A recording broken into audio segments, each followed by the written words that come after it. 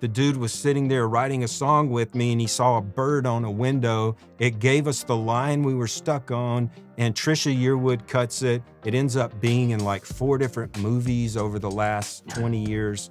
Hey, Songtown, I'm Clay Mills. I'm here with my co-host, Marty Dotson. Woohoo! Marty, I'm going to surprise you with another topic. Bring it on. Marty Dotson, where is the most unusual place you've ever found a song title? This reminds me of the old Honeymooners TV show, the Newlywed Show, and they're like, "Where's the most unusual place you've ever made love?" I'm like, yeah. So we won't go into that answer. No, I have an answer to the first question. So one time I was at church, and I'll specify it first. This was not a good song idea, but it was a song idea. Okay. I was at church, and I was supposed to lead the prayer, the closing prayer. Yeah. So I'm walking up the aisle at church, and someone hands me a note.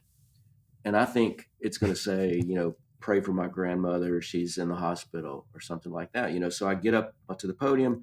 I open this note and said, "What do you think about this song idea?"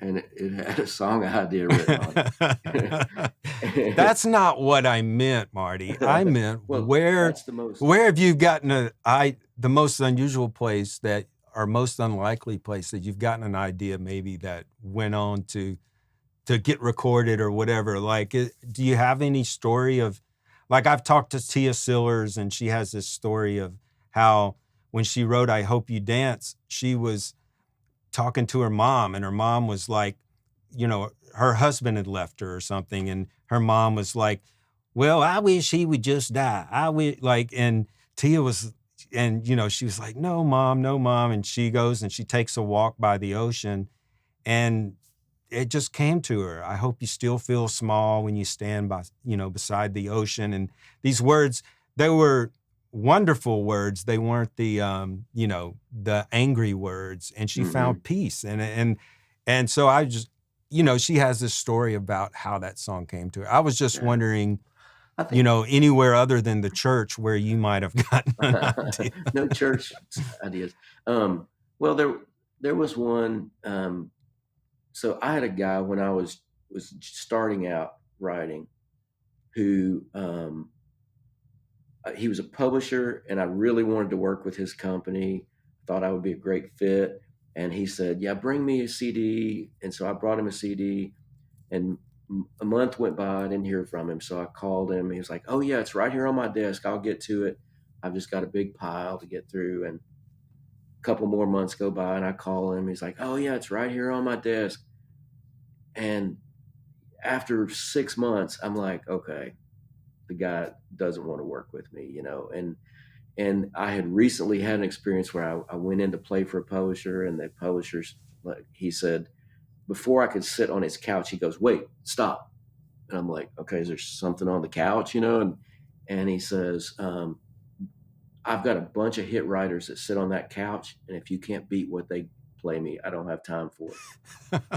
And I'm like, man, it just deflated me, and I'd gone through all these experiences. I had finally gotten my first publishing deal, and I thought, man, I want to thank everybody that ever told me no, because I finally got this thing I was after, and all these people dissed me, didn't believe in me, and that kind of stuff. And so I wrote that song, and about 9 years later, there was a guy that was on one of the TV shows, Nashville Star, and he had been turned down by every record label in Nashville multiple times. And so he wins this contest, and what song does he want to sing? "I want to thank everyone who ever told me no." So that's probably my most interesting one that actually wound up getting recorded and out there and that kind of stuff. It reminds me of that story that Hardy told everyone. If you don't know, Hardy's a well-known country songwriter, writes a lot with guys like Morgan Wallen, and he's got his own solo career as an artist now. But he literally said he was playing a songwriter's night in a club, and someone came up and put a note into his tip jar. And he opened the note later that night, And it said something to the effect of, you need to quit. You're not any good. And wow. as awful as that was, he said he went home and he like, I don't know if he framed it, but he kept it. And he said he used that as motivation. And now after having hit after hit, and people recognize him as being a great writer, somebody literally told him at one point in his career that he needed to give it up, that he wasn't good enough, And so, first of all, I don't know why anyone would do that, I guess, but I'm naive. There's probably trolls right now underneath us in the YouTube going, these guys suck. They don't know what they're talking about. But yeah, and I was trying to think interesting stories. I don't have so much like an interesting, weird story, but I just think that a lot of times what makes us, it's just real life. So my first number one song I had was Shane Miner and Sonny Lemaire, a song called Beautiful Mess. Diamond Rio had a country hit with it. And when that song came out, my son was 2 years old. And he was getting ready for his day that day. I think I was, going to take him to a daycare for that day because I was writing. And I put his shoes on. And he looks down and he goes, Dad, you put my shoes on the wrong feet.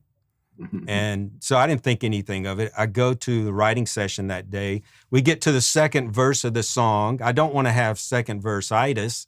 So my co-writer spits out the opening line of the second verse. He goes, this morning put salt in my coffee. And I go, I put my shoes on the wrong feet. And it totally fit. And it's like, so, now my son feels like I owe him songwriter royalties for something he said when he was 2 years old. And I'm like, no, that song paid for your college, That's like, right. Shut but, up.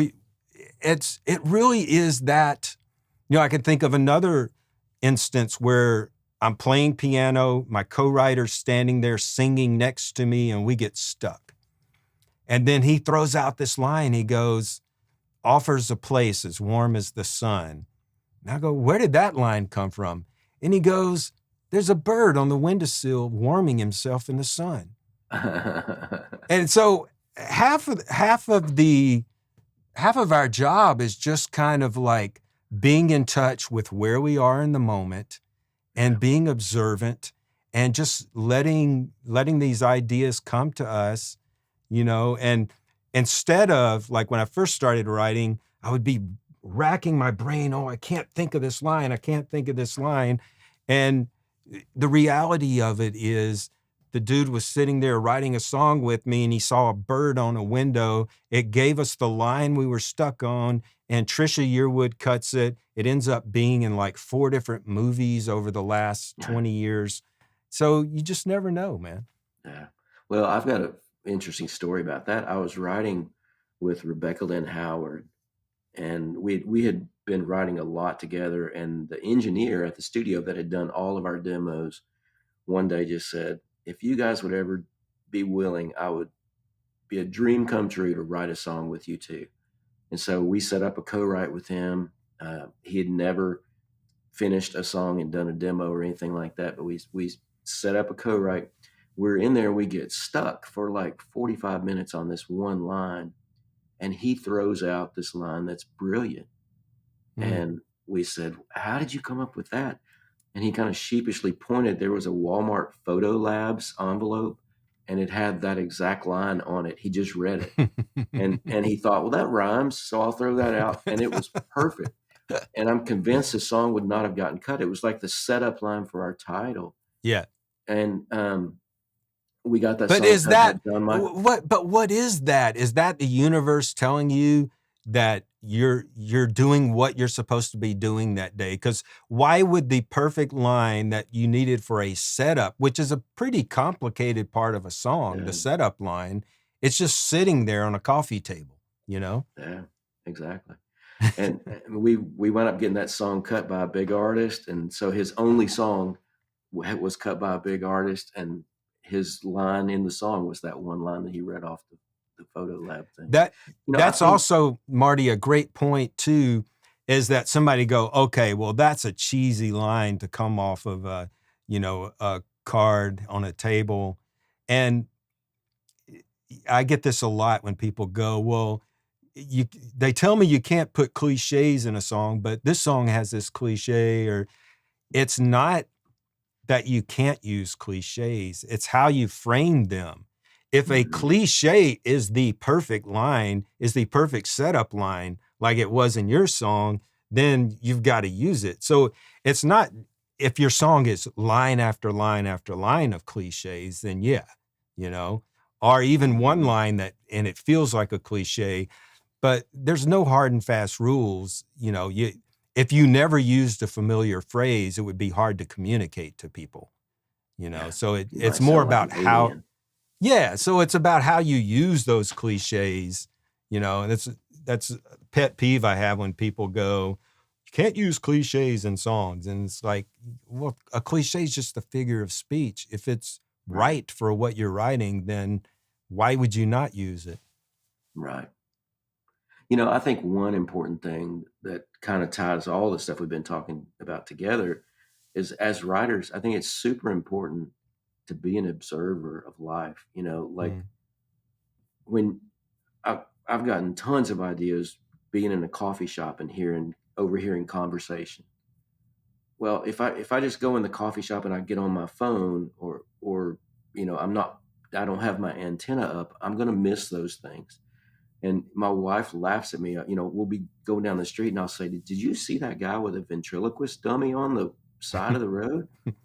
And she goes, no, I wasn't paying attention to that stuff, Yeah. But I think as writers, it's just important to see the things you're passing in life and to have your antenna up where you're going to hear things and go, oh, that's unique. I love the way that's said. I've got a friend who just says things in quirky, unique ways. And he's kind of country, says these country things I've never heard of.